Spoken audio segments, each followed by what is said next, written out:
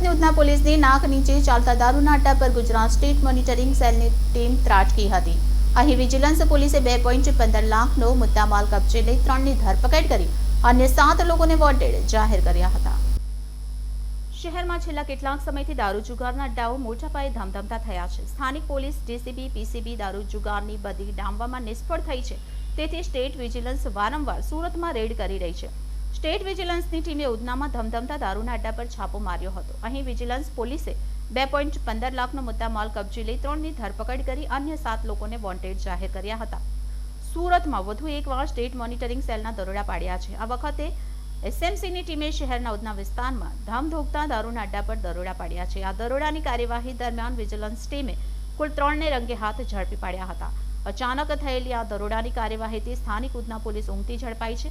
Udhna police અને બુટલેગરો વચ્ચે પણ ધરોબો હોવાનું ચર્ચાઈ રહ્યું છે। વિજિલન્સે 7 લોકોને વોન્ટેડ જાહેર કરી કુલ રૂપિયા 2.15 લાખનો મુદ્દામાલ કબજે લીધો હતો।